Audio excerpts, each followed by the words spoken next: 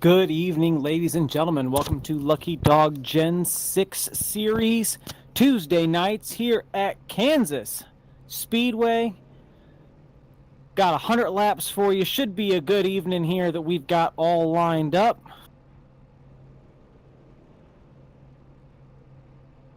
Doing something a little bit different this evening. Going to be doing my one race in the Gen 6s from the car. So we are going to be starting from the back here before we get too wrapped up into everything else. Go ahead and get down your starting lineup.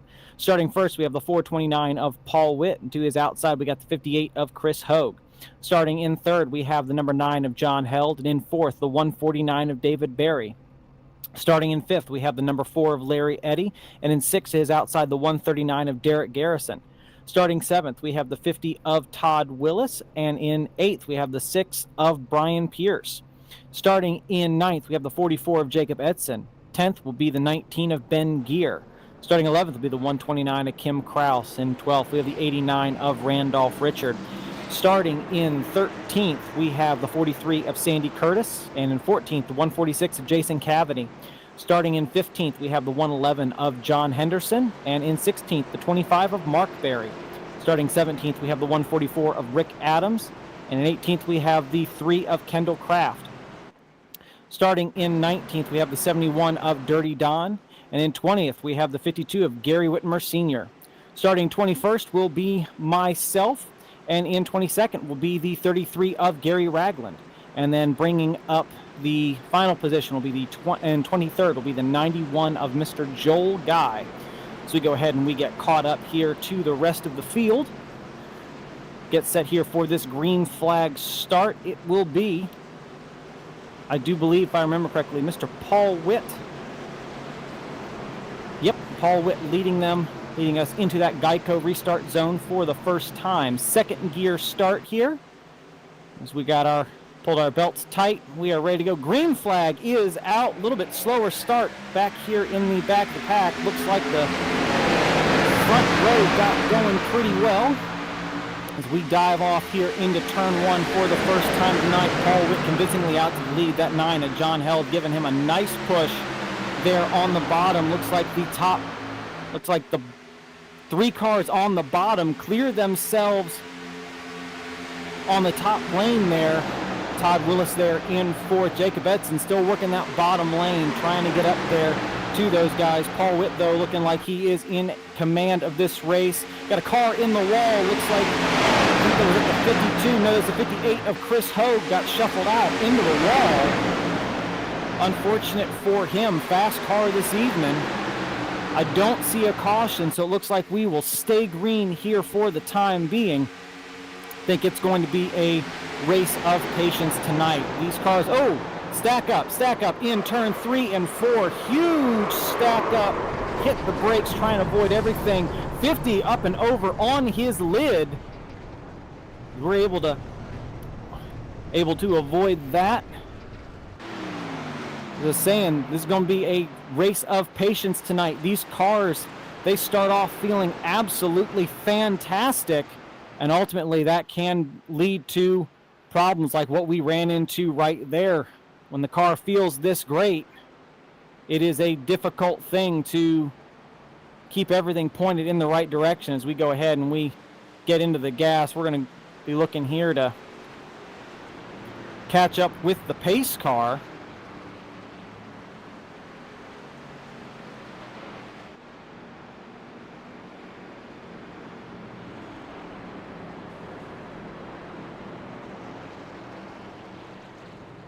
So we got a lot of folks here with damage. So they'll all be coming down pit road to get their repairs done. That was one heck of a caution. Looked like it took out about, I want to say, 8 to 10 cars. And that happened right there towards the middle of the field.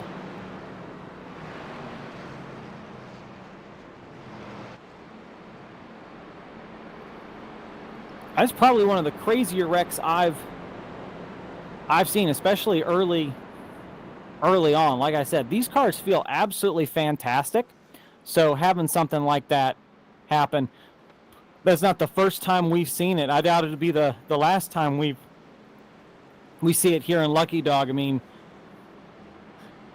when you got a good car, you want to get everything you can. You've got to get it. You got to get it early, especially if you're at a track here like Kansas, where, you know, here in Lucky Dog, we've seen it turn into a one-lane track in these cars the whole way around. And so you want to get as much position as possible, get out in front, lead some laps, get as much as you can before that tire fall off hits, because once it hits, it's going to hit like a truck.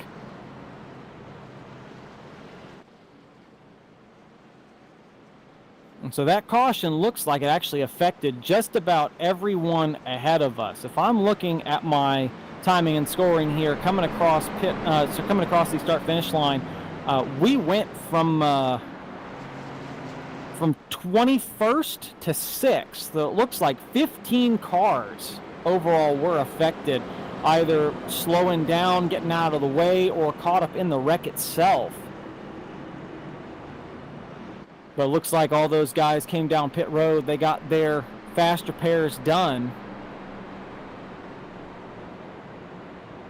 I can see a few cars showing a lap down. Joel Guy was behind us. I think he may have been involved in that. May have come to pit road early, and that may be where he lost his lap. The 4 of Larry Eddy is showing a lap down. And the 58 of Chris Hogue and the 146 of Jason Cavaney both showing 2 laps down. Looking at the damage Jason Cavaney had, either he is still on pit road getting repairs done, or he has had to take a tow. Be one of the two would be my guess. Hopefully we see Jason back out here before too long. As we have the 2 to green sign, we should be getting the 1 to go as soon as the pace car passes the start finish line. We'll go ahead and we'll take a look here at our top 5 on this restart. We've got the 429 of Paul Whitby restarting in first, with the 9 of John Held to his outside. The 43 of Sandy Curtis in third, the 89 of Randolph Richard in fourth, and the 144 of Rick Adams in fifth. And this is an interesting thing. This entire thing is an interesting thing for me to be doing. I'm sitting here in a VR headset trying to do this. Maybe perhaps not the best equipment to be doing this kind of stream in, but it's the entire reason we only do this once a season in the trucks and the Gen 6s, because otherwise, man, this would be tiring.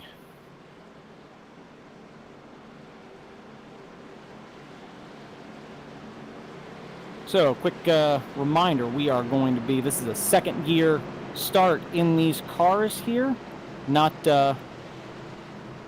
like the next gens where you can squeak out some extra RPM there in first gear at some tracks. We are rolling just high enough that you tack out if you touch the gas. So here we go, back to the Geico restart zone. Green flag is out. Paul Witt got a much better start, looks like, than John Held. Randolph Richard looks like he had to check up a little bit. So 43 and 89 are side by side as we head here into turns 1 and 2. 89 up the track a little bit. We're going to lift, not take them 3 wide here on this start. Just go ahead and stay tucked in line. 144 looks like he'll clear us there on the bottom. Putting a little side draft on the 89. 89 almost like he was trying to clear himself down. He's able to, hits the apron. That's going to hurt his momentum. Keeps it pointed straight. Doesn't look like he collected anybody there. As we are up to the 4th position here.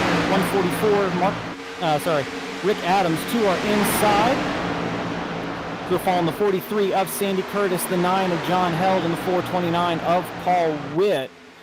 And we got good track position. This is kind of track position I'd like to hang on to. So right now, I'm thinking the most important thing for us to do, wasn't intending on passing Sandy Curtis there, but sort of just how that ended up working out. My goal really is just to take care of these tires for a long run. If I was looking at the readouts in practice correctly, as I go ahead and let Sandy Curtis keep that position there on the outside, We have over 50 laps of fuel in these cars. We can make it halfway, then tire wear is going to be the name of the game. The one who can keep their car under them the longest, that's going to be the guy who's going to come away with this.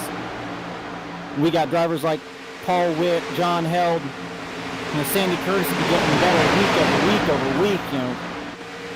See guys in there below Paul Witt. Looks like he helps the 9 of John Held get out there to the point. But we also have guys like Derek Garrison and Jacob Edson in this field. Those guys, we've seen what they're able to do. Jacob Edson currently running back there in the 8th position. I don't think it'll be too long before we're talking about him inside the top 5. So work a little bit with my teammate Paul Witt, push him clear of the 43. Paul back out into the 2nd position. Again, not trying to push too hard, just trying to keep my nose up here, keep my nose clean, keep some fresher tires on this car, as we have already got a 1.6 second gap from me to 5th place David Berry, 2.1 seconds from John Held to 5th place. Now Jacob Edson in 5th place, 2.2 seconds back from the leader, 1.9 from me. If he's going to catch us, he's going to do it on speed alone. We got to check up here a little bit. Sandy Curtis, woo! And Paul Witt almost made a little bit of contact. Back out of this. Let that 429 back down. Again, like I said, I'm not racing for points. I'm doing this because it's fun. Everyone in front of me, though, this is a points battle that I'm around. If I can win this race, I'll try and win it. But I think right now I'm looking more trying to pick, I know I got a bunch of guys up here in front of me. John Held, Sandy Curtis, Paul Witt. I like all 3 of these guys. Just trying to figure out which one of them I want to push to the lead more. Which one do I want to push to the win? If it comes down to that, pit stops are going to determine a lot at this track tonight. That halfway pit stop, I don't think we're going to be going any earlier really than lap 50. I got 46 laps of fuel in this car right now. And on lap 14, 46 laps, that's lap 60. So we can really be pushing these cars quite a ways. The question is, how late is too late to come to pit road? How early is too early?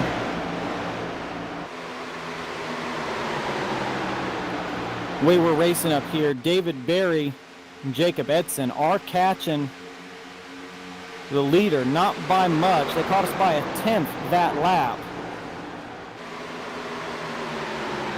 We're getting reports of a wreck in turn 2, but the caution flag is not out. More than likely everyone below the apron might be a single car spin. I don't see anything out here, so keep an eye. David Berry now 1.5 back. I don't think David Berry is saving. I think everyone in front of him is trying to save some tire. Jacob Edson just kind of rolling back there, letting that 149 pull him down the track.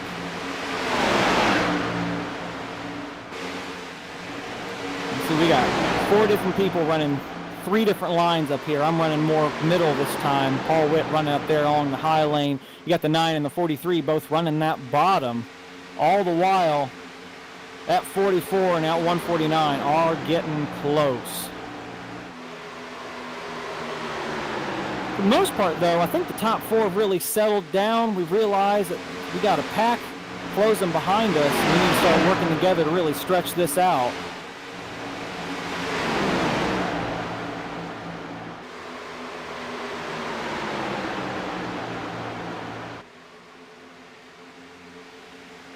See, Rick Adams has disconnected. Maybe that wreck that we were hearing report of in turn 2 may have been Rick. Saw a bumper laying in turn 4 my last time by. I think it was probably his bumper. Which means he took one heck of a hit.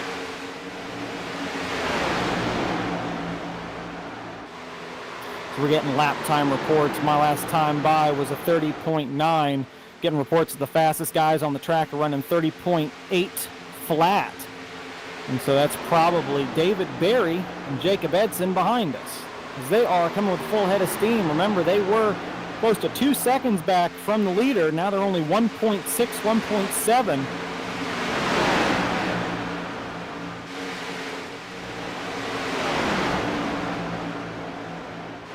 They are making up time as things appear. They definitely are making time, it looks like, primarily in turns 1 and 2. We seem to be pulling it back out in 3 and 4. Well, 1 and 2 definitely looks like where they're making up the majority of their time. So 43 looks like he's starting to get real tight there. Looked like he got a pretty close call with the wall. Paul Witt looking to maybe send it around the outside. Thinking of maybe going with him. No, I don't want to race. I don't want to race yet. We're only lap 21. We'll go ahead and we'll back off a little bit. We'll let Sandy Curtis up. That gives up another 10th to the guys behind us. But John Held is pulling out a little bit of a gap. He gained a 10th on the guys behind us.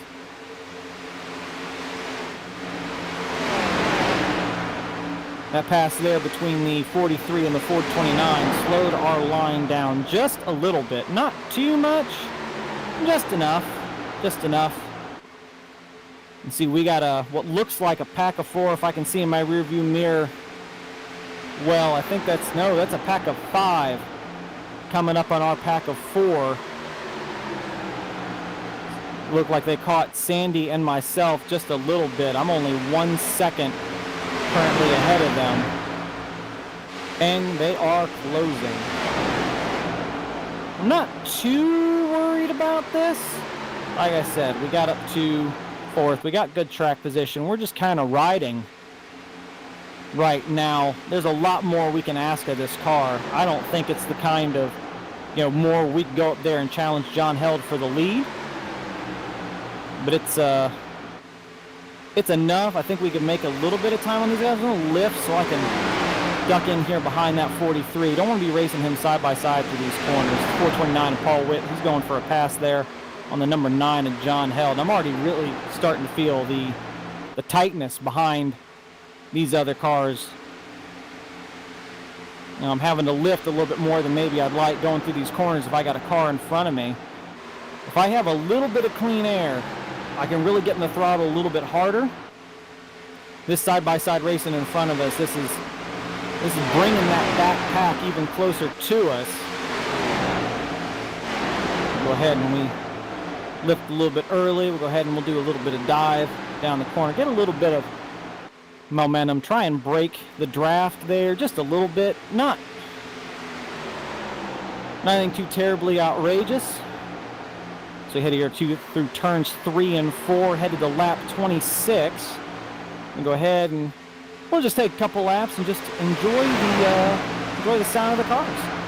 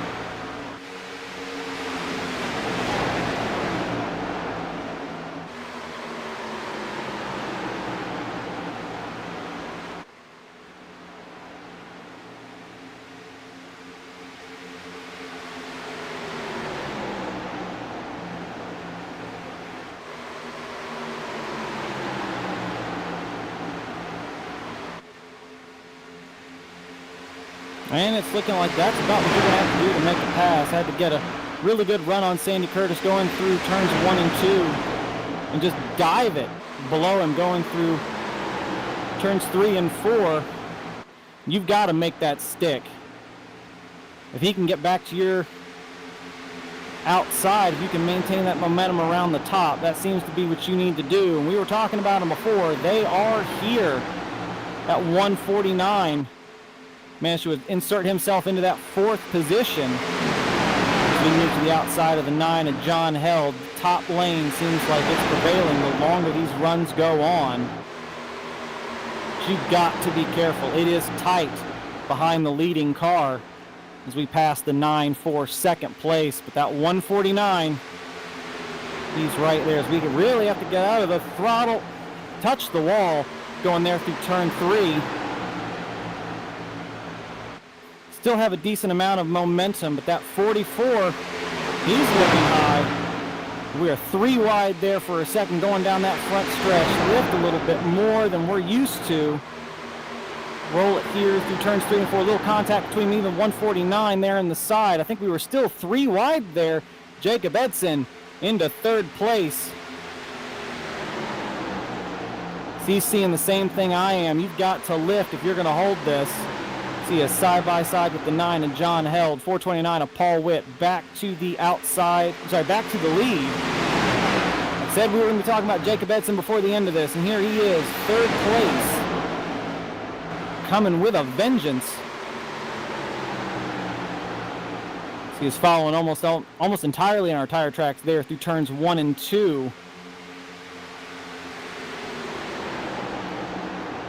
Once you're able to settle into a rhythm, this car doesn't feel too bad. But the closer you get to the car in front of you, the tighter this thing gets. So we're doing what we can. Try not to overdrive this car. Just trying to follow that 429 of Paul Witt. Get as much clean air on the front of this car as I can. So we're getting a good run down the straight. It's going to try and run it lower than Paul through the corners just to keep some fresh air on my nose. See if we can keep sliding up behind him. Like I said, just to keep the fresh air on the nose of this car. But I bet that 44, he sees that and he's smelling blood. He's like, I can make something of this. And I see the momentum in that 44. Going to have to slide up here, try and cut that off. Force him to go below me going through turns 3 and 4. He's expecting me probably to do that again. The only reason you'd be doing what I was doing is if you're trying to save your car, which is exactly what I'm doing. But I don't want him to pass me here. Just kind of want to hold on to my position behind the 429 of Paul Witt. Want to be able to react as soon as possible if Paul decides it's time to come down pit road. I can't let that 429 get too far out ahead of me. So continue to lift a little bit, arc that car down the track.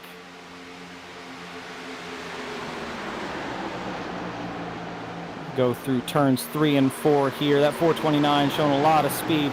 Paul Witt, not usually a guy, I mean, we've mentioned this before, not usually a guy you find up there around the top, but the more we run these cars, the way iRacing has these setups done, the more it seems like the top seems to slowly become the place you have to run for consistent long run speed. And the more we do this, the more comfortable it looks like that 429 car gets, especially if he's able to get out front. If he's able to get out front and just kind of hang out, not really be challenged too much, get in that rhythm, just rim ride, seems to be something he has really adapted to. Surprised at the handling of the car. Remember, we got into the wall, I want to say, about 8 laps ago. This car is still handling mighty fine. Not better than I would have expected. I mean, it was a light brush, didn't even register as a 0X on the iRacing safety rating scale. But that being said, these cars are fragile. That kind of slight brush can completely destroy the aerodynamics of your car. Send here through turns 1 and 2. the more I run behind this 429, get an idea of what he's doing, get a feel pretty much of my car, I think the more comfortable I am pushing a little bit harder. As the 429 makes contact with the wall, we're going to dive this thing low. That should put us in the 75 to the point.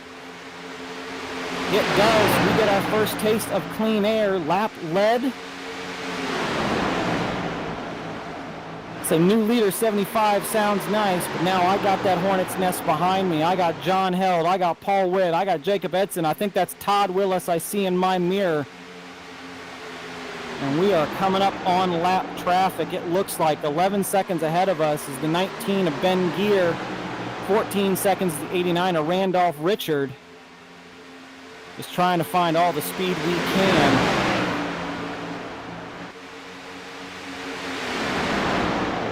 Kind of hang out, John. See 429 Paul Witt doing the same thing we did. He's going to go ahead and run low, keep some fresh air on the nose of that car.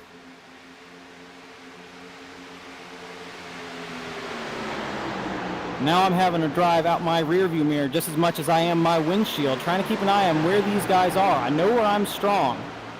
I mean, my preference with these cars is running right up there against the wall. I love the high line. But very rarely do I run into a race where the high line is the way to go. This one appears to be it. But I got people like Paul Witt, John Held. I mean, I think probably the person behind me, like, if you want to talk about the person who could rattle my cage the best, it'd be that 44 Jacob Edson. That guy, the number of times he has beaten me running my own line is way too high for me to be able to ignore. I think Jacob Edson, probably one of the best rim riders here in Lucky Dog. Got to give that man his call-outs, his flowers when they are deserved, and certainly in a race like this, Jacob Edson, I think, is the most dangerous guy, especially him there running in third. He can react to me hitting pit road, Paul Witt hitting pit road, John Held hitting pit road, any of us. He can react pretty easily. Hit pit road with us, 4 tires, and he attacks pit road. We know how good Gary Sapinski is getting on and off pit road. Jacob Edson, just as good. Pit road, probably my kryptonite, so I'm kind of in a position I don't want to be in, but at the same time, feels good being out here, being out front, leading a few laps here in the Lucky Dog Sim Racing Ford Mustang. I think back a little back further in the field, if I could scroll safely and find him, I would. The number 6, it looked like the 429 of Paul Witt got into the wall there, the exit of turn 4. I think back there somewhere be the 6 of Brian Pierce in the Lucky Dog Sim Racing Chevy. Paul Witt comes under fire from John Held there on the bottom through turns 1 and 2. Paul definitely looking much stronger, even after that his second round of contact with the wall. He's coming down off the wall a little bit. Maybe realize, he's how tight these cars are getting.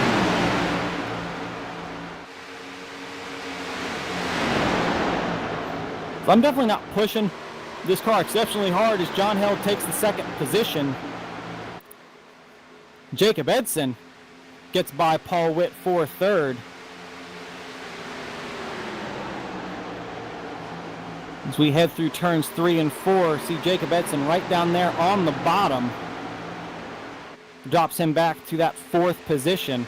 We're utilizing the apron here every chance we get, just to sort of make the track just that little bit shorter, try and get people to follow us down there.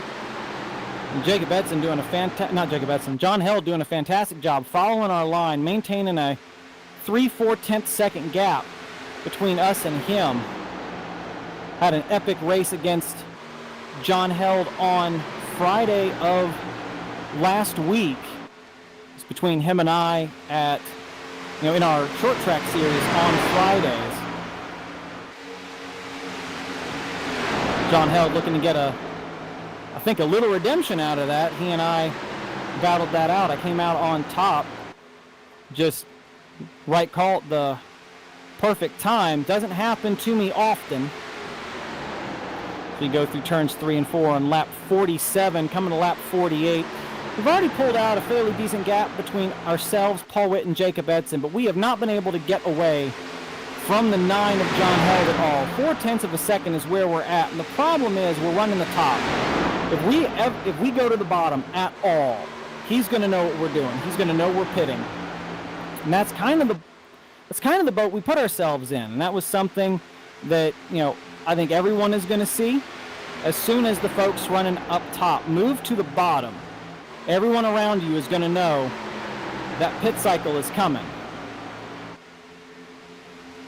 And they'll react to it. And given the fact that Paul Witt and Jacob Edson are right there, I expect them to be the first ones to pounce on that.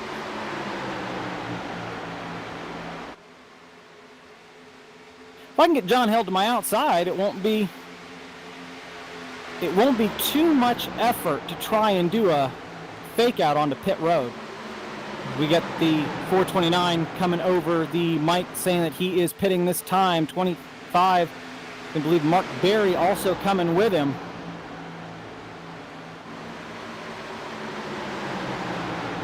We cannot allow that. I'm wondering if pitting early is the play. I don't know. We're still making pretty good lap time. I mean, falling off, I want to say about 1.5 seconds. Looks like the 9 of John Held heard that. He's deciding to go to pit road. David Berry in the 149 staying out. Not certain if what I'm doing is the right play here.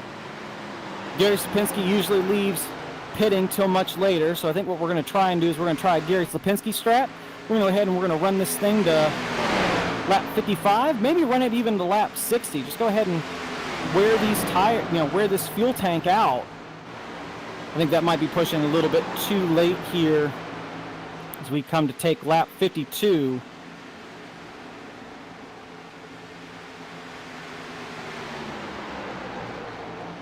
So we head here through turns 1 and 2.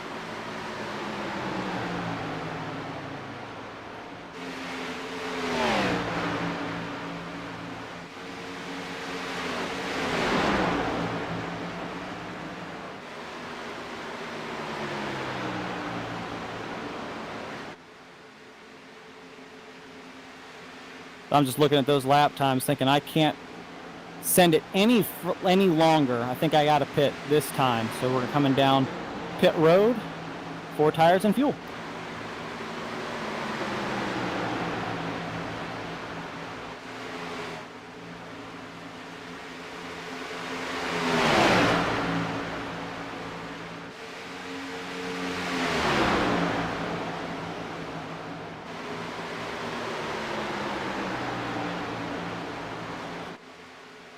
We got our 4 tires and fuel, 45 miles an hour, all the way down pit road. Just trying to get as much as we can. I think the 429 of Paul Witt will pass us on the back stretch. We're going through turns 1 and 2.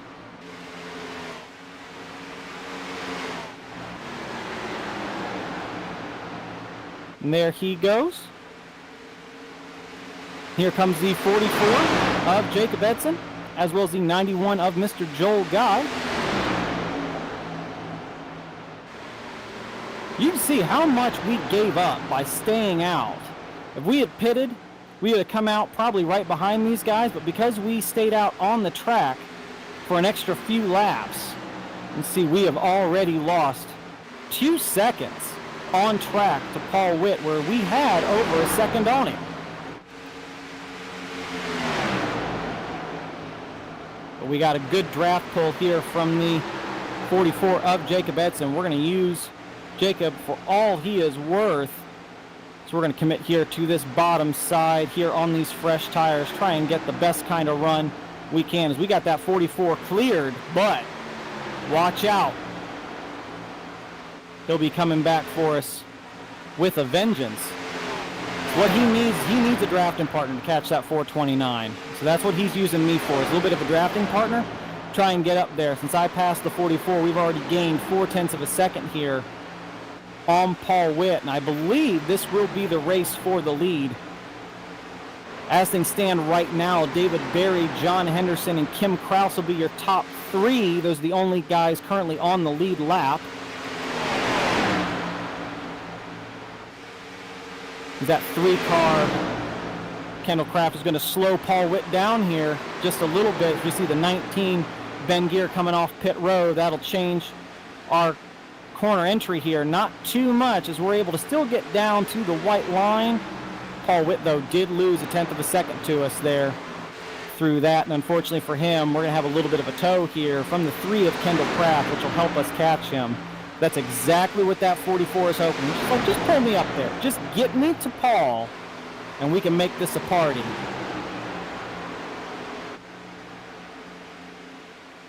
Because we're now 1-5 back from Paul Witt.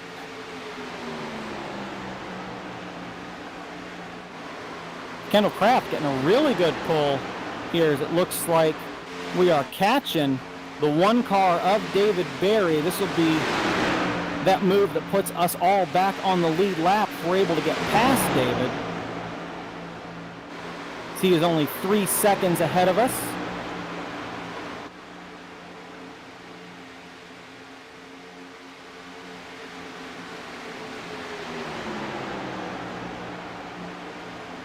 We're going to move up to the top side a little early, try and get these runs down the stretches, try and catch Paul. We've already pulled him back to 1.1 seconds.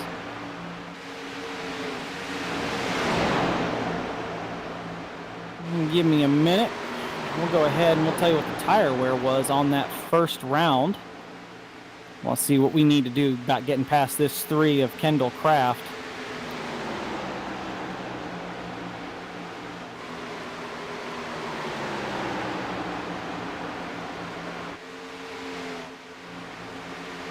We send it as low as it'll go.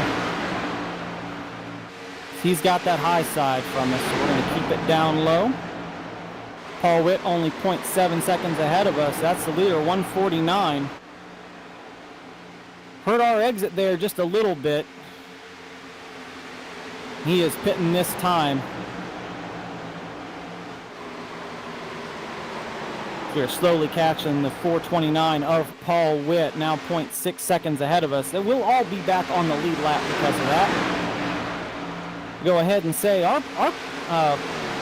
for 50 laps on these tires, I think our tire wear wasn't that bad. We only burned about 40% off the tires, what we were doing. So I'm thinking what was happening is we weren't really pushing this car quite hard enough. Now I say that through all this, we may be pushing too hard right now. We caught Paul Witt. We've already gapped Jacob Edson by a second.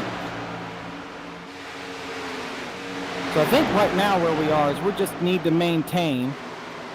Just kind of see what we got. I think we've already shown we got a little bit better long run speed than the 429 of Paul Witt. We just need to take it easy. Don't need to push it too hard to keep up with him. Just enough to keep that 44 car behind us.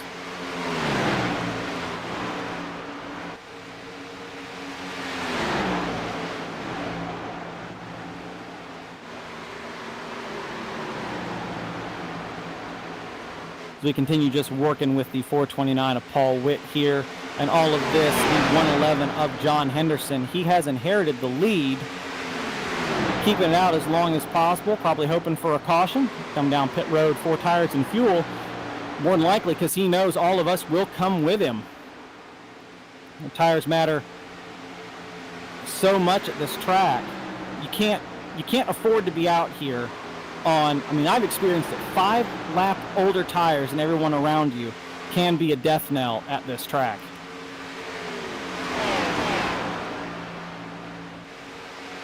John Henderson coming this time probably can't force that car to go any longer. Now, if he gets a caution at any point on this lap, that man is going to come away just grinning from ear to ear, because the rest of us will have to come to pit road. He won't. We're not going to have to come to pit road for fuel, mind you, just come to pit road to replace our tires.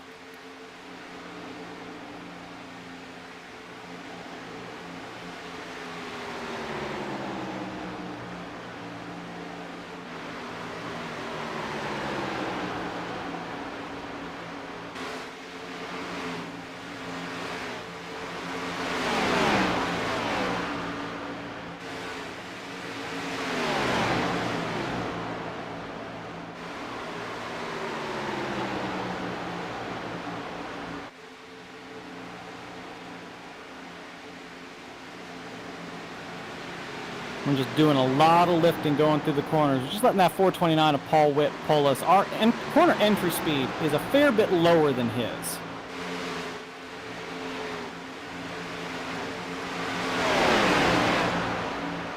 Our going through the corners, we are definitely slower than Paul Witt, but we get that nice draft pull going here down the straightaway. See, we're about 0.2 of a second back, and then we close right up to about 1/10 of a second, especially on that front stretch. Seems to be where most of our speed is. Seems like we get through turn 3 and 4 just that little bit quicker. I mean, we do run a little bit different line than Paul going through turns 3 and 4. Show our nose here this time. We'll just kind of lift. We'll be side by side here. Nothing too crazy. Not going to slide up into him. Show him, hey, buddy. We are here.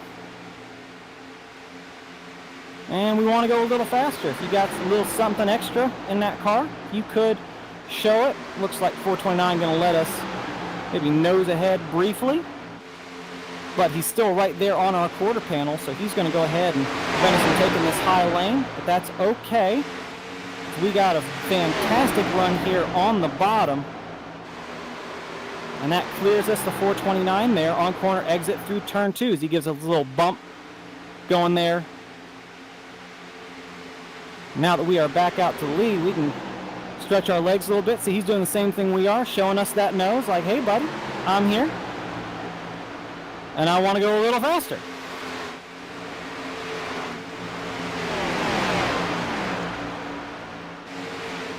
Paul Witt and I very used to racing around each other.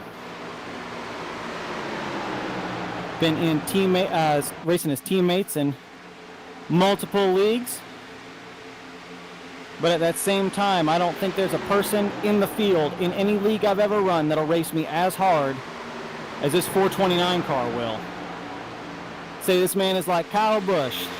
The people he hates losing to most are the people he calls teammates. And even through all that, we managed to pull out some time on the 44 of Jacob Edson, which is kind of what we needed to do. I believe that's the 111. Yep, that is the 111 of John Henderson. He is working his way up, trying to get his lap back, and he should clear us here going down the front stretch, give him the opportunity to run whatever line he wants going through turns 3 and 4. Opts to run the bottom. I gotta say, I appreciate that. I've been running the top pretty much all night long, so having him move down, not take the air off my nose, that is a class act move.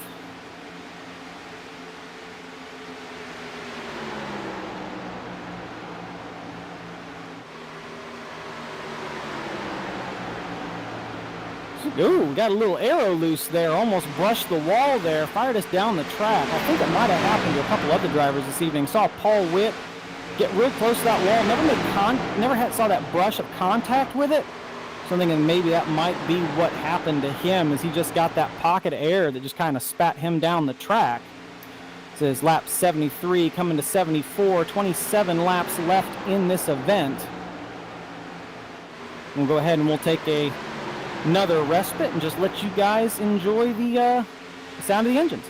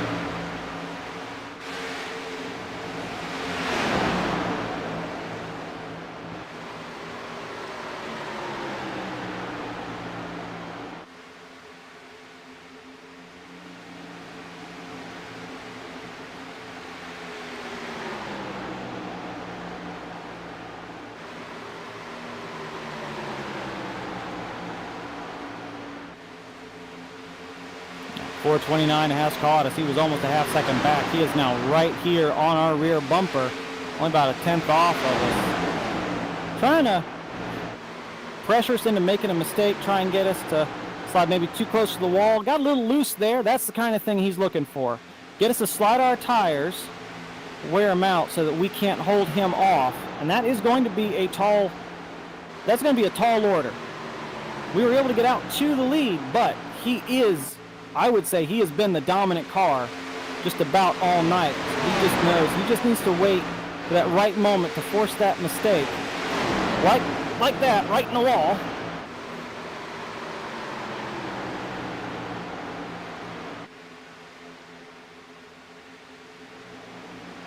See, he retakes the lead here.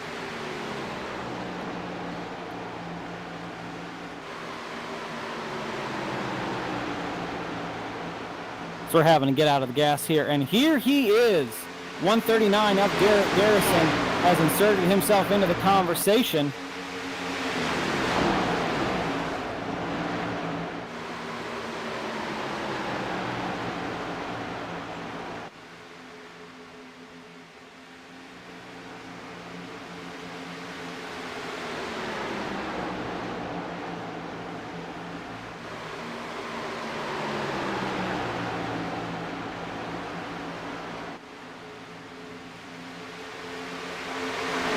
Got that lap down car, Kim Kraus. He's running that high line with us, just really taking the air off the nose of the 429 and myself.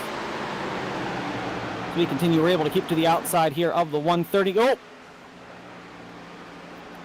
Think that should be a caution. It is. We are in it.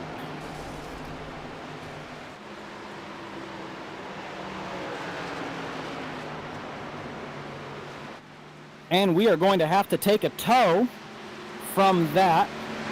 Be towing for about 2 minutes. We got full in the brake, tried to lock it up, tried to save it, got hit twice as we were sliding by the 129. Not certain what was going on there, but I believe that is our race, fellas.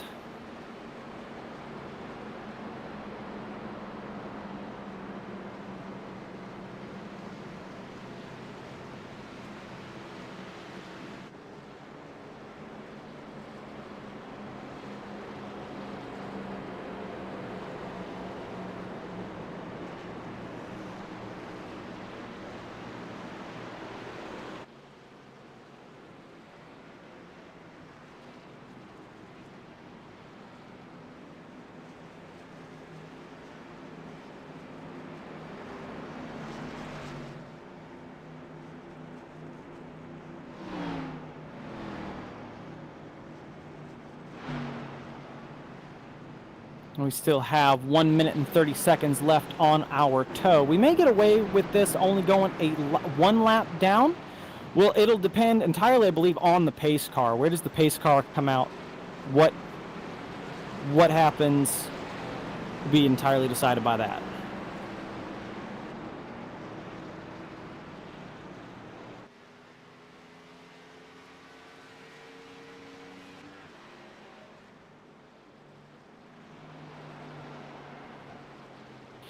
And so I believe we got another 56 seconds here in our tow, and I believe the pace car is going to get by us before we have completed towing to our pit box. So I think this will be us going 2 laps down. Yes, he's only 9 seconds back, and we have another 40 seconds left in this service. So we will be going 2 laps down here.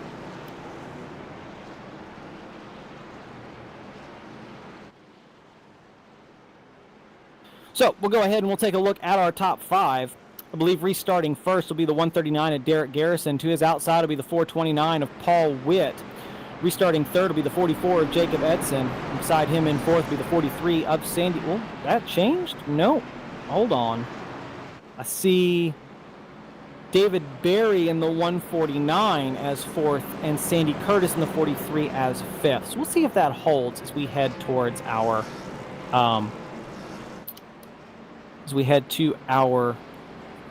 restart. So our tow is done, getting our pit service here. As we get to take off here, we are indeed, I'll go ahead and take one more look. Yes, we are indeed 2 laps down in 18th position. So there's still some positions that we can make up on track. There are a few of us that are 2 laps down. We have the 146 Jason Cavany. Remember, he was caught up in that first caution, as well as the 3 of Kendall Kraft, who looks like this race has just not been going his way. As we go ahead, we're getting a notification to pass the 3 car. I'm not entirely certain why. I wonder if maybe he was the lucky dog car. I was not paying attention to that. But we're told to come around these other vehicles. I don't know. I expect when we get that 1 to go, it'll tell me to let them by. It is not telling me that.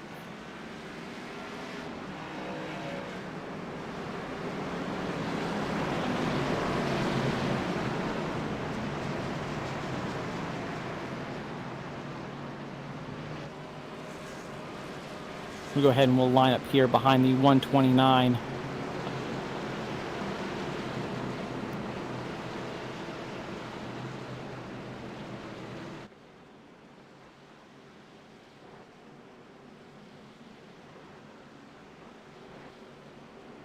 It's unfortunate, but that is the nature of racing. Every now and then something just sort of happens, and those things happen, and some folks get caught up in them, some folks don't get caught up in them, and you just got to keep your head on straight, keep going.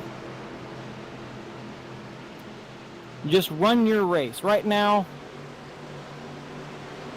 the person we are battling for position is the 146 of Jason Cavany. And I know from other leagues, Jason Cavany is no slouch when it comes to these cars. So as we head here toward the Geico restart zone, green flag is back in the air here at Kansas. I expect a few laps as are left. We're going to see a bunch of folks sending it 3 wide there to try and make up position. So we had a huge check up there. Not certain exactly what that was about. Almost ran over the 129. Looked like the 129. Caution is ahead. Bunch of cars wad up. 9 of John Held. I see the 6 of Brian Pierce, the 25, the 52, the 149, the 50, 91, 25. Whole bunch of fast cars just wadded up here, going down the backstretch into turn 3. A lot of damage to a lot of those cars. So we go ahead and we take this opportunity. We need to get caught up to the pace car.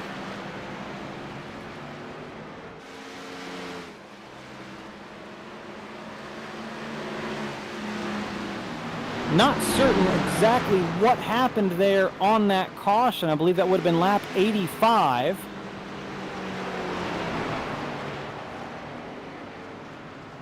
Bunch of cars just wadded up right there in the corner.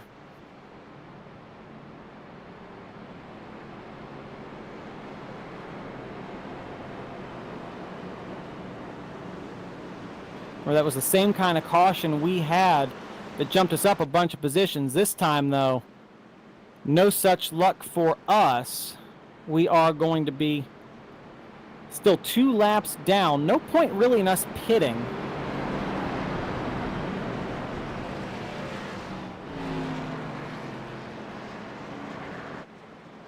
So we're getting the notification to let the lead lap cars go by.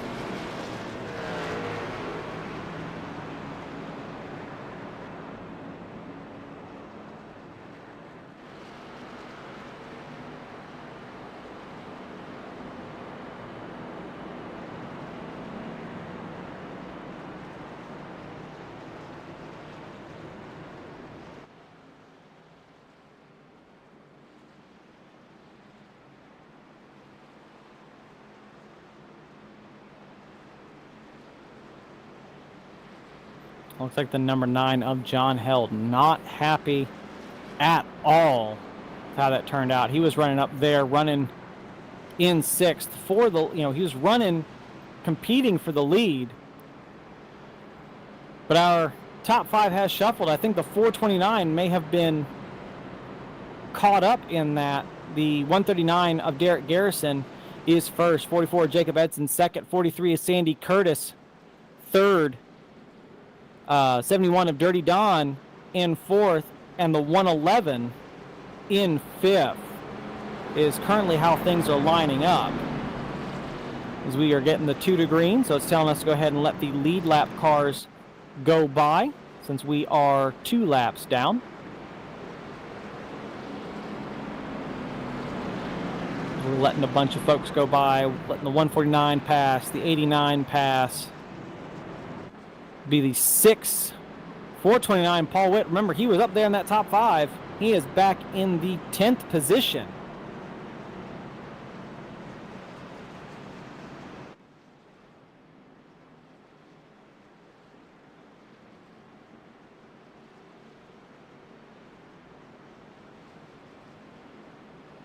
Go ahead and we move up here.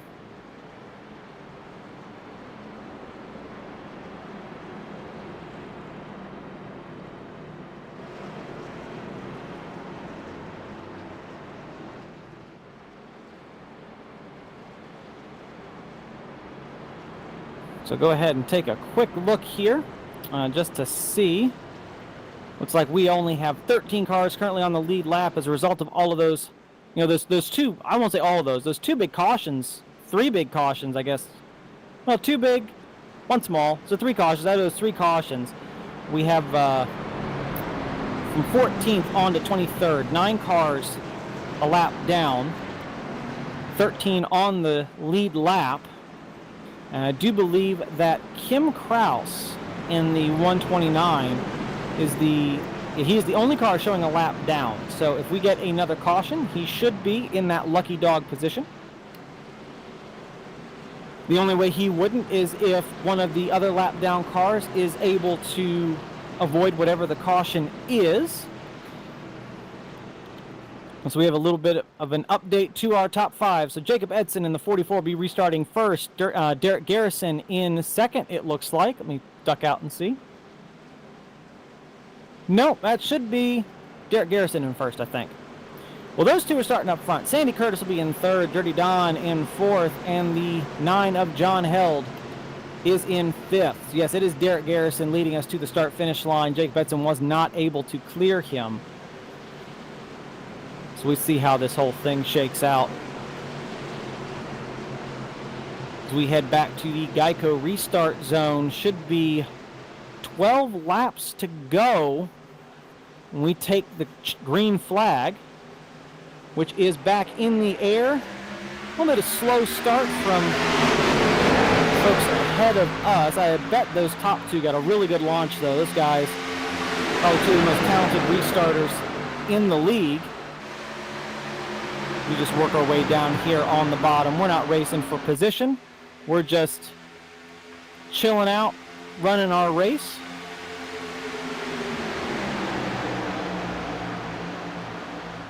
We are 3 wide currently, I believe. Got 146, Jason Cavaney. He's getting split all the way around. So we come back up here on the track. Don't want to hit him. Keep it down low as we can. Got to get out of it. We bounced off that apron a little bit there. I think we were still 3 wide. We were. Tried to keep it low out of the way. But the 146 just got right rear hooked. Not certain who that was.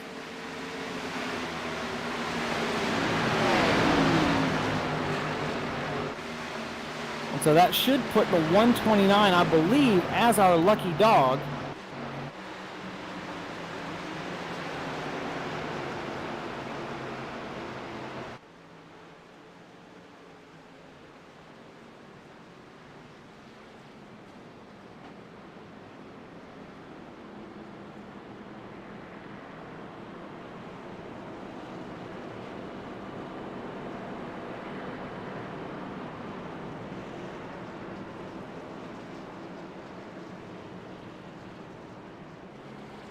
So I believe we have 10 laps left in this event.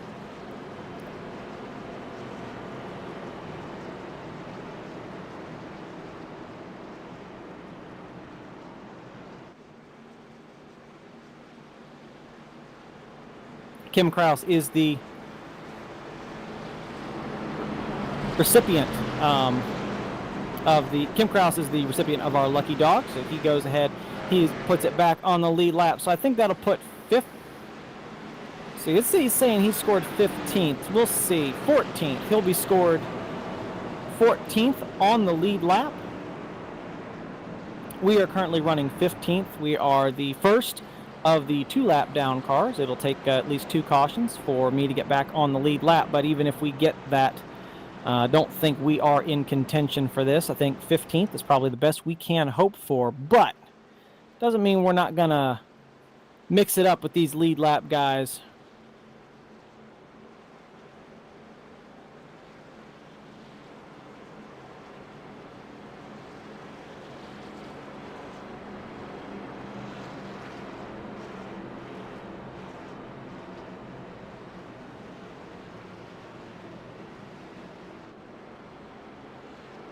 Now, unfortunately, this is not working in that 429's favor. Paul Witt currently running in 9th. I think he's got fresher tires than the guys ahead of him. Problem he's back in the field, and the more pace laps we run, the less time he's going to have to catch up to the people ahead of him. And that's something that a lot of these guys are really having to deal with. Gary Whitmer Sr., he's going to have this problem. John Held in 4th. The longer this takes, the harder it's going to be for John Held to get up there. David Berry's in a pretty good spot there in 3rd. Brian Pierce, not in a bad position there in 6th.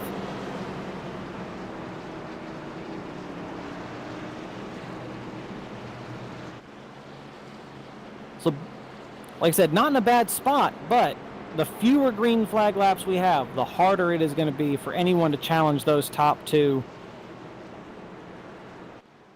which appears to have shuffled again. I believe that is the 1 of Derek Garrison in 1st. In 2nd is the 43 of Sandy Curtis. 3rd is the 149 of David Berry. 4th is the 9 of John Held. 5th is Jacob Edson. Man, restarting on that outside. It is brutal here. Not something you want to do. You want that bottom lane. I mean, we saw in the initial start, 3 cars cleared 2nd before they made it to the exit of turn 2. So that is going to be a challenge for that 43. He's going to have to be on the ball on that start. He's going to have to lay on the door of Derek Garrison going through turns 1 and 2. He's almost making contact. He cannot let him get a good run through those corners. Problem is, it's so short on the bottom around this track, especially on starts. So we are now 1 to go. Lap 94. Be lap 95, 6 laps left in this race.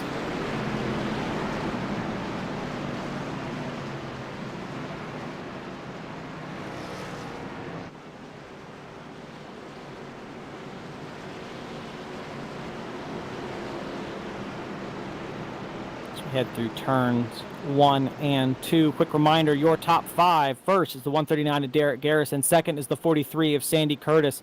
3rd is the 149 of David Berry. 4th is the 9 of John Held. And 5th is the 44 of Jacob Edson. I think Jacob Edson restarting at an odd number, putting him there on the bottom, is the best thing that could really happen to him. Puts him in a really good spot to try and clear Sandy Curtis before the exit of 2, and he can start really putting the pedal to the metal where he knows he can make speed around this track, try and get up there and challenge that 139 car. But I don't know that Derek Garrison is going to be that easy of a car to beat. We will see. Pace car is off. Derek Garrison leads us to the Geico restart zone. 65 miles an hour is pace speed here, as green flag is back out. Got a little bit of a checkup there. Top lane did not get going like maybe we had hoped they would as we send it here through turns 1 and 2. I'm going to go ahead and keep it up high here. Don't believe anyone is racing for the lead lap position below me, but I know the speed this car has around the outside, and that's where I think I'm going to keep it. 33 of Gary Ragland looks like he's got a little bit of a moment. Sends it low, sends it high. Squeezing us in there towards the outside wall. Looks like the 146 Jason Cavney going to pass us low up front. Sandy Curtis, man, he's got speed. And he is hanging right there around the outside. Challenging really, really hard there. Oh, caution, caution, further back, caution, further back. Oh, we got run over from behind. Second caution the 75 has been involved in. Fortunately, our engine still works on this one. Looked like the 111 of John Henderson just got spun in front of us. And so something is broken in this car. We are meatballed for a second time, but this time looks like we are not going to have to take a tow.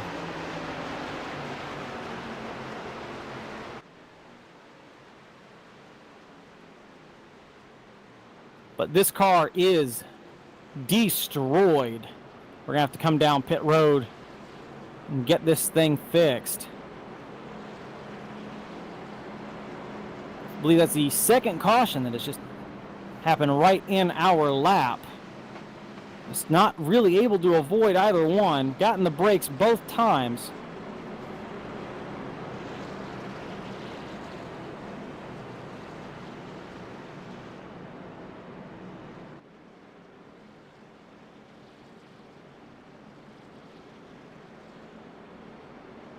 So bring it down pit road for what we hope will be our final trip. Go ahead and get this car repaired. Already have our backup car prepared for us when we hit pit road. So we entered a closed pit. This will give us an EOL penalty, put us to the end of the longest line. But with as damaged as this car is, I don't really have a problem. Bring it down pit road. I'll take that penalty. That's fine. I'm not racing for any kind of serious position to begin with. We'll just go ahead and get our repairs and get out of here. We were in the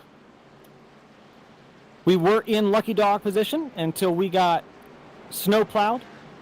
That is A-OK. Like I said, it would have taken 2 cautions for us to get back up to the front in the first place. So I believe that gives the... Not certain who that gives the lucky dog to.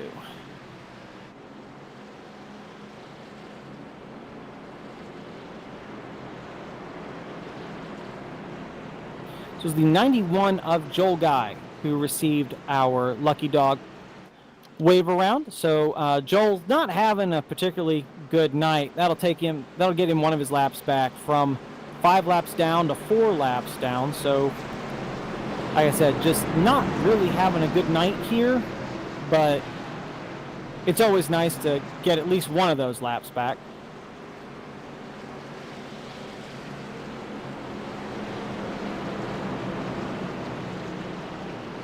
As we are 2 to green, we are on the one and only green-white checkered for Lucky Dog Sim Racing. We only do 1 green-white checkered per race.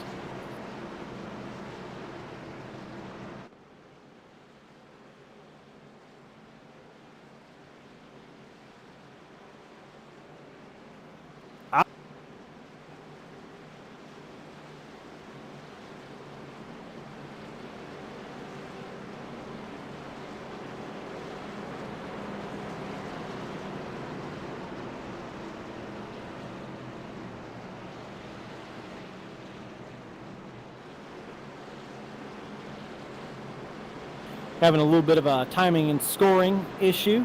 It's telling me, the 75, to let Joel Guy in the 91 by. He has an EOL for, you always get an EOL with the Lucky Dog. But I have an EOL for entering a closed pit. So we are waiting for iRacing's timing and scoring to decide who is supposed to be where. Appears that it decided that I am indeed supposed to be ahead of the 91. So that's where I'll stay.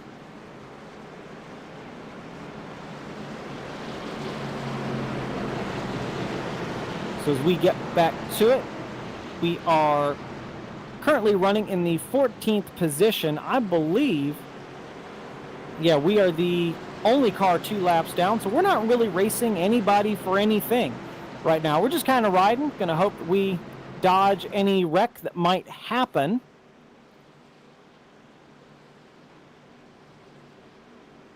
So, restarting first and phenomenal fashion, managed to get around, restart outside. First time we've seen that here this evening, and make the pass. 43 is Sandy Curtis restarting on the bottom in first. 2 is outside, the 139 of Derek Garrison in second.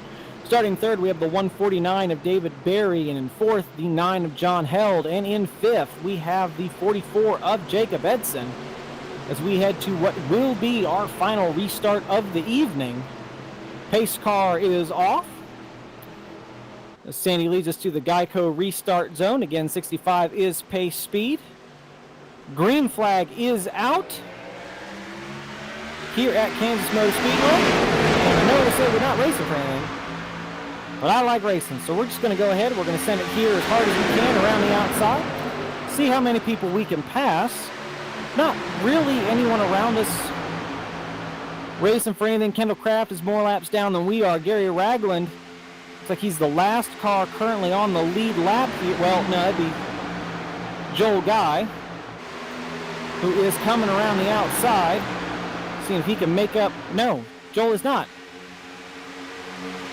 So we go ahead and we take a look at the lead. Derek Garrison is able to get by Sandy Curtis there, but it is not over. 2 laps. White flag lap. Sandy Curtis firing it off as hard as he can there in second place. He's got John Held right behind him. Those two trying to work together to get past that 139. It's not going to be easy. Sandy Curtis dives it in high. Looks like a little contact between him and the 9. 9 gets in the wall right in front of the 6. 6 down the track with the 89. Who is your winner? It is the 139 of Derek Garrison in first. Second is the 43 of Sandy Curtis. 429 of Paul Witt salvages a third place finish after the calamity early on. Fourth is the 149 of David Berry, and fifth is the 9 of John Held. Fantastic race to all of those guys. Congratulations. So I need to take this opportunity to get this headset off and find those of our top 3 I can, get them moved to the booth, and for post-race interviews. So I'll go ahead and bring this to a stop, and we'll get this taken care of.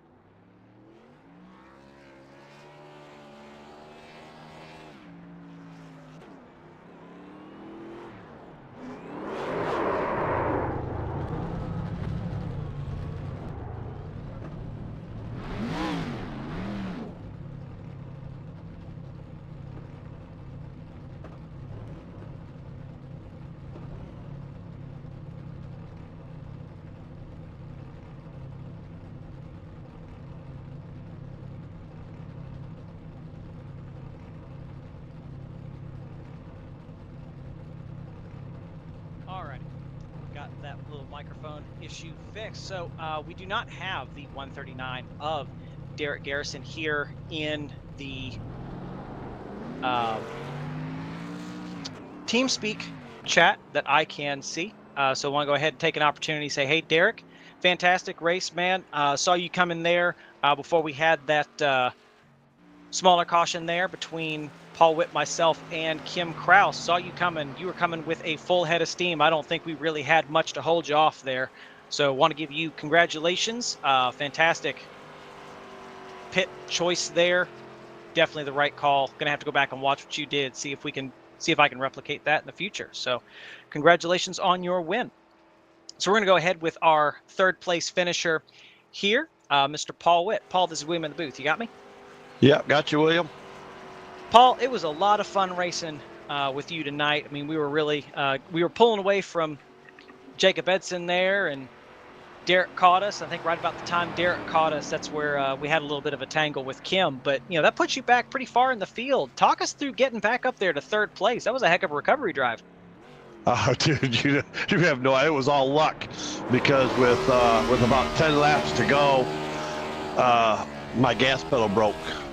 So I don't know if I had full throttle. Just one of my pedals broke. A bolt broke off of on it. So yeah, I have no idea. I'm surprised I made it up as far as I did.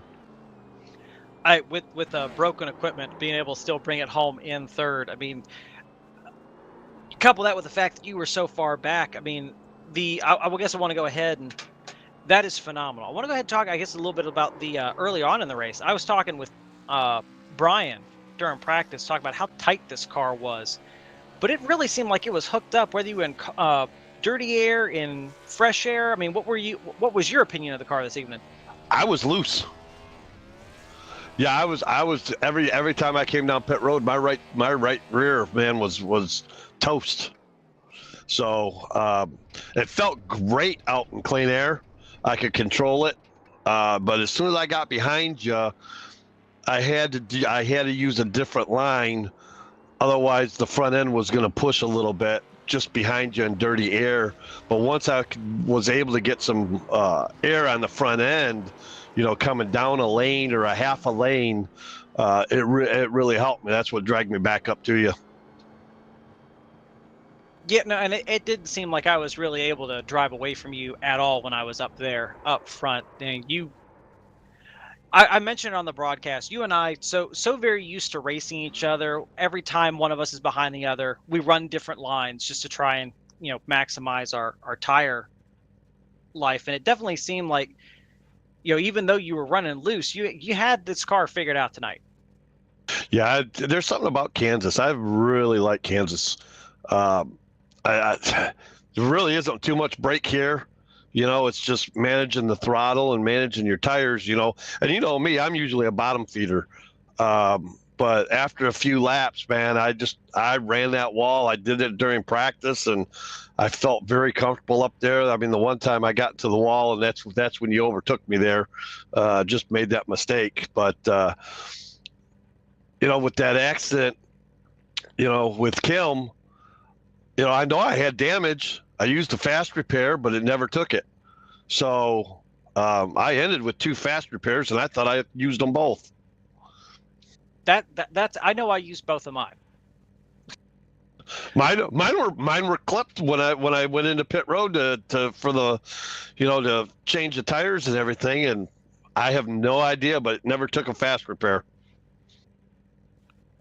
Well, I mean, I guess with a damaged car, Paul Witt bring it home in third. Again, fantastic drive, Paul. Is anyone you want to thank before we let you go? Yeah, thank you for doing this, and Peg and Brian, you know, all you guys, what you do, and all the Lucky Dog guys in here. You know, can't have a good league like this without them. And you know, it's nice to have Derek come on in here, even though I'm sick and tired of him winning already. But I might have had something for him tonight if I could have been up there the whole time with him. Well, again, congratulations on your finish, Paul. It was a lot of fun racing against you, and I hope we get to do this again sooner rather than later.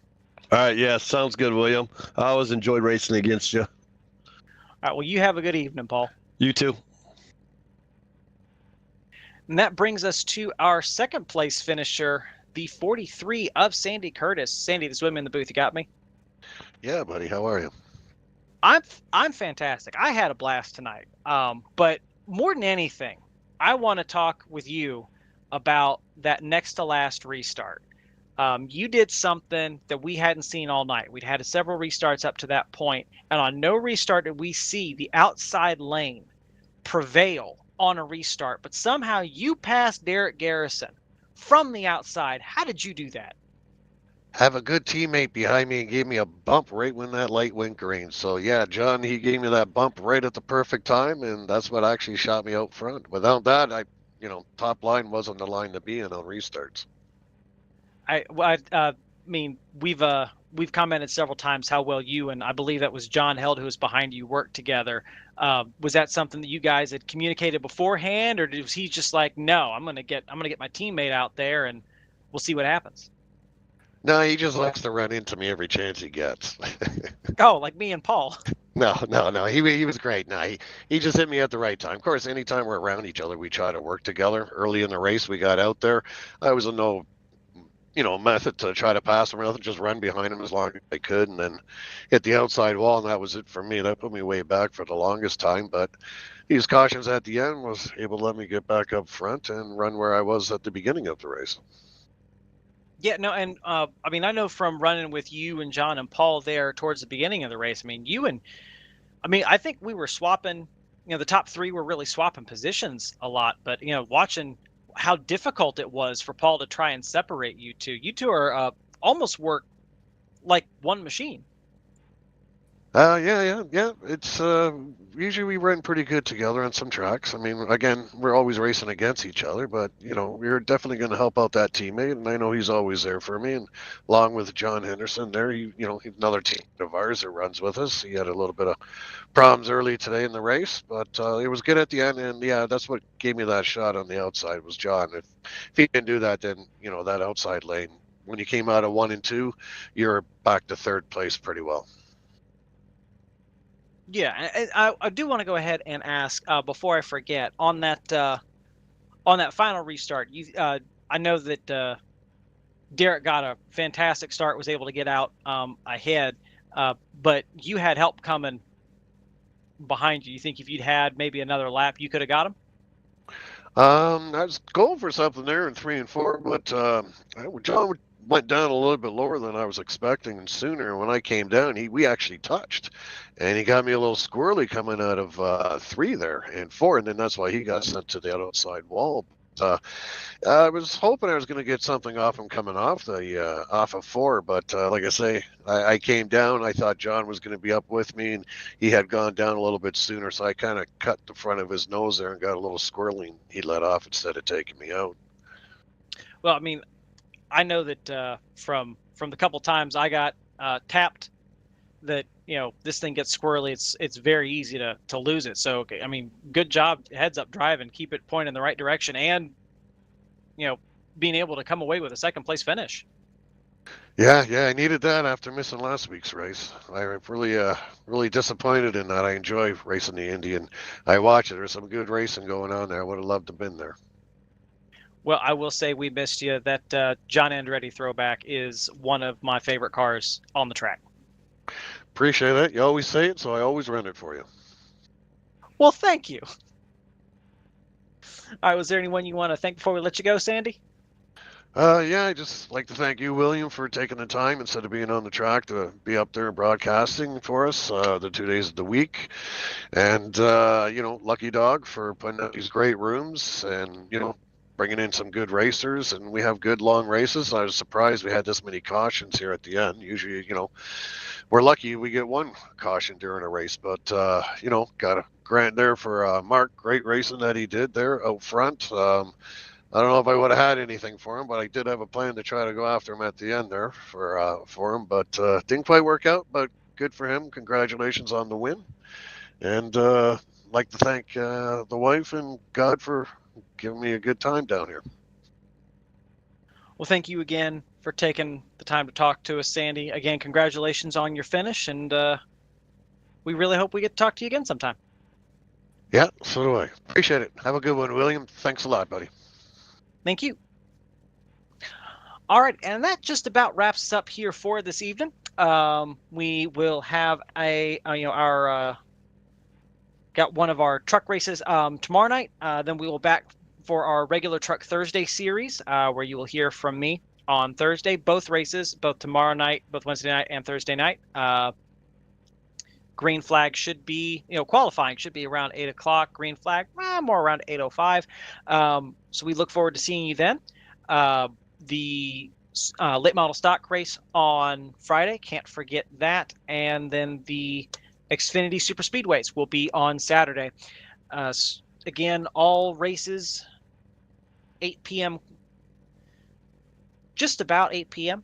So we look forward to seeing you for all of those. Hopefully you all enjoyed this race as much as I did. If you, hopefully you enjoyed watching it as much as I enjoyed running it. But if you like what you saw, go ahead and give us a like. If you didn't like what you saw, go ahead and give us a dislike. It doesn't hurt, just a button. If you want to go ahead and subscribe, you get notifications whenever we go live. If you really like what you saw and if you want to run with us, just go ahead and look up Lucky Dog Sim Racing on the iRacing UI, and we've got a series for just about everybody. But that will do us for this evening. Hope you all had just as much fun as I did, and until next time, we'll catch you later.